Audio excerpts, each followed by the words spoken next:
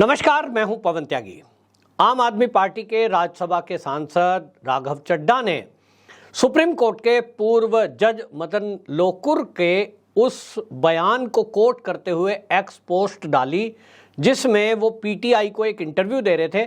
और इंटरव्यू में पत्रकार द्वारा जब पूछा गया कि जिस तरह से आज माहौल चल रहा है इसको लेकर आप क्या कहेंगे, मनीष सिसोदिया की जिस तरह से जमानत याचिका रद्द की गई उसको लेकर स्पेशली सवाल पूछा गया।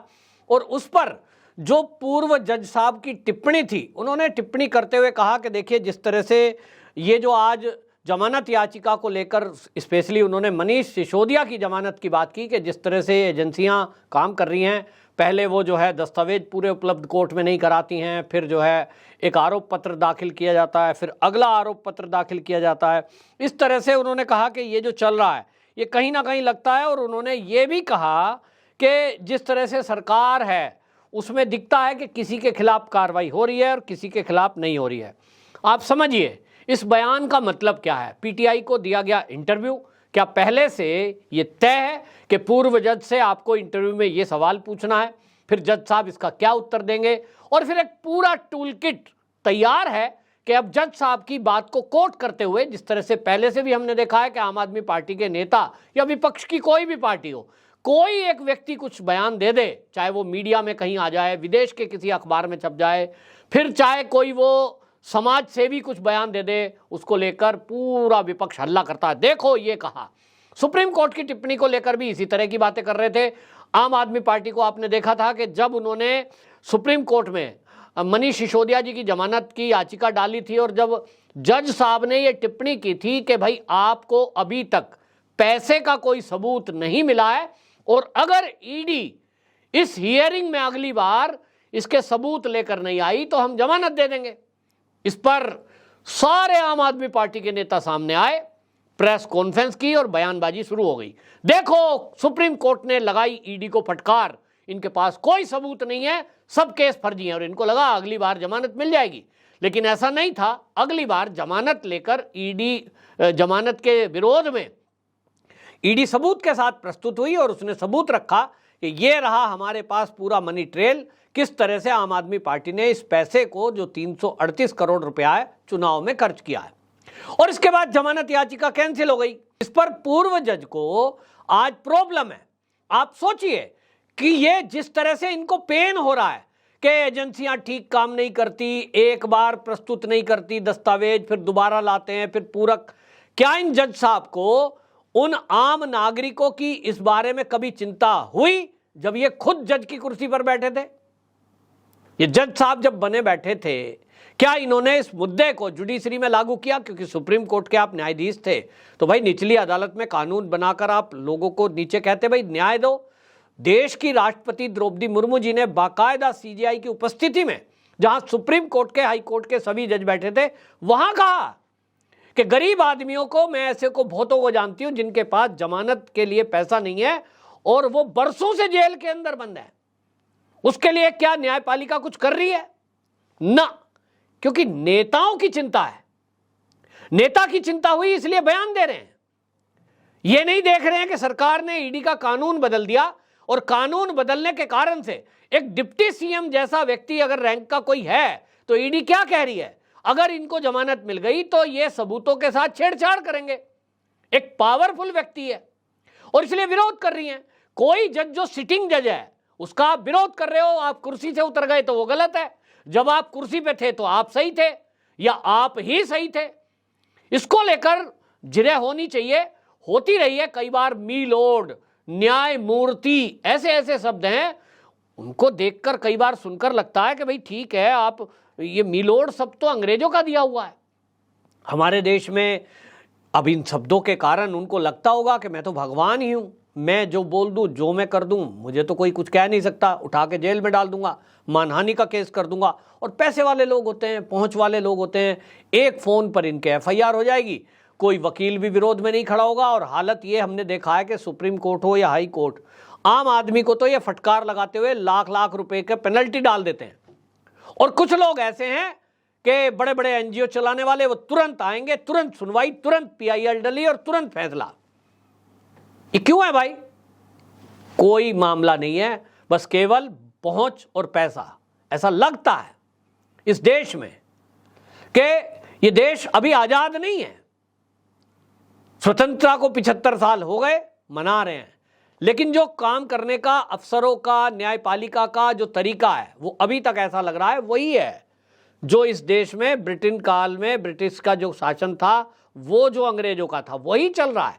मैं एक कानून के जो प्रोफेसर हैं वो तो बाकायदा एक दिन वो इंटरव्यू में बोल रहे थे कि अगर आप सुप्रीम कोर्ट में एंट्री करोगे तो आपको ऐसा लगेगा ही नहीं कि आप भारत की किसी न्यायपालिका न्यायालय में खड़े हैं। आपको ऐसा लगेगा सब कुछ कि जैसा विदेश में कोई हिंदी में बात ही नहीं करता। ताज्जुब की बात देखिए कि भारत में अधिकांश लोग हिंदी बोलने वाले हैं और वहां कोई वार्ता आपस में जज और वकील के बीच हिंदी में होती ही नहीं है। हिंदी छोड़िए, आप हाई कोर्ट जिन जिन राज्य में है, क्या वहां लोकल लैंग्वेज में बात होती है? नहीं। जिसका केस चल रहा है उसको कुछ पता ही नहीं जज साहब और वकील साहब क्या बात कर रहे हैं, अगर व्यक्ति पढ़ा लिखा नहीं है। और वो तो लैंग्वेज भी ऐसी होती है कि उसके बारे में आम आदमी को तो पता ही नहीं हो सकता।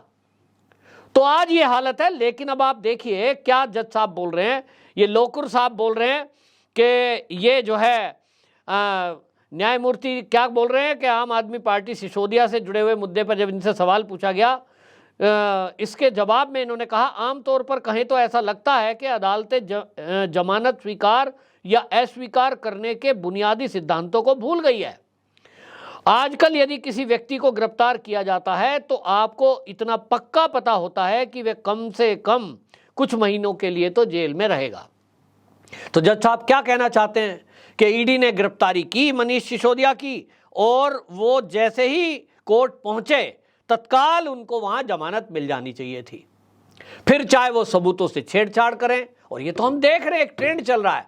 पुलिस बड़ी मेहनत करके किसी अपराधी को पकड़ती है। आमतौर पे देखिए कितनी मेहनत होती है, भाग दौड़ करेगी, रेड करेगी, पूरी टीम लगाई जाती है, दिन रात जगते हैं पुलिस वाले और एजेंसी वाले, और वो पकड़कर कोर्ट में लाए, और लाने की देर नहीं होती जज साहब कहते हैं बेल ग्रांटेड, छोड़ दो इसको। क्यों पकड़ा था फिर भाई? फिर पकड़कर पुलिस जो मेहनत कर रही थी दिन रात, ना खाना ना पानी ना परिवार, सब छोड़कर फिर एजेंसियां क्यों पकड़कर लाएं किसी अपराधी को, अगर सबको ऐसे ही छोड़ देना है? मतलब ऐसा लगता है कई बार, हर मामले में नहीं लेकिन कई बार ऐसा लगता है जैसे कि जो अपर कोर्ट हैं वो तो जमानत देने के लिए ही बैठी हैं। वहां आदमी पहुंचा, अपराधी सामने प्रस्तुत हुआ, बेल ग्रांटेड।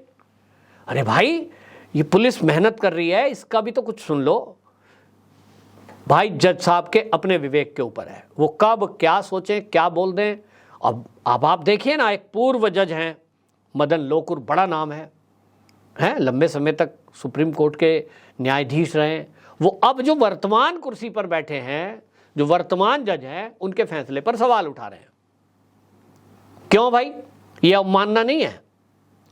क्योंकि ये तो जज साहब रहे हैं, इनको अभी भी न्यायाधीश कहा जाता है, न्यायमूर्ति कहा जाता है। इनके खिलाफ तो कोई केस हो नहीं सकता, पूरी एक लॉबी है। इसी बात को अगर कोई एक आम आदमी बोल दे कि ये जो कल फैसला हुआ है ये ठीक नहीं है, आज के जज ठीक से ध्यान नहीं दे रहे हैं और चक्कर काट रहे हैं, एजेंसी ठीक काम नहीं कर रही, कह के देख लो, तत्काल आपके ऊपर एफआईआर, कोर्ट में पेशी, अवमानना का केस, लाखों रुपए का जुर्माना। और अगर आपके पास पैसे नहीं है बड़ा वकील खड़ा करने के, फिर तो निश्चित मान लो कि आपकी जमानत भी होनी नहीं है, जेल में सड़ोगे। जैसा कि हमारी राष्ट्रपति द्रौपदी मुर्मू जी ने भी ये चिंता व्यक्त की कि आम आदमी को तो जमानत का इंतजार है, न्याय तो बहुत दूर की बात है। हजारों ऐसे लोग जेल के अंदर बंद हैं जिनको जमानत की प्रतीक्षा है, लेकिन इन्हें चिंता किन की है? कोई एनजीओ चलाने वाले, बड़े नाम वाले। अब आप देखें ना पिछले दिनों क्या हुआ है, मेधा पाटकर को जाए तुरंत जमानत, बाहर से बाहर। इसी तरह आप देख लीजिए, प्रशांत भूषण गए, अवमानना की थी, 1 रुपया देके जाइए जी बाहर। तो इसका मतलब तो ये हुआ कि जो कानून के शिकंजे में पिसता इंसान है, चाहे न्याय में देरी को लेकर, चाहे जमानत ना मिलने को लेकर, चाहे अवमानना के केस में, गरीब और आम आदमी पिसता है। राघव चड्ढा जी को ये बयान शूट कर रहा था, पीटीआई का इंटरव्यू इन्हें शूट कर रहा था, इसलिए उसको पोस्ट कर रहे हैं। लेकिन राघव चड्ढा जी इस पोस्ट को डालते समय ये भूल गए कि आप किसी पूर्व न्यायाधीश के बारे में जब ये कह रहे हैं कि वो कह रहे हैं साहब आज का सिस्टम ठीक नहीं है, तो भाई वो ये भूल गए हैं कि आज जो वर्तमान के जज साहब बैठे हैं, आप उनके बारे में इसका मतलब अवमानना कर रहे हैं। इसका क्या मतलब हो सकता है, ये आपको कोर्ट में ही पता लगेगा जब इसकी सुनवाई होगी और केस को आप देखेंगे। आप इस तरह की बातें कर रहे हैं तो भाई ये ईडी के काम करने का तरीका क्या, इसका मतलब भ्रष्टाचार के मुद्दों को सब क्लोज कर दिया जाए अगर किसी नेता के ऊपर है? ये बड़ा सवाल है। आपकी क्या राय है? कमेंट बॉक्स में जरूर लिखें।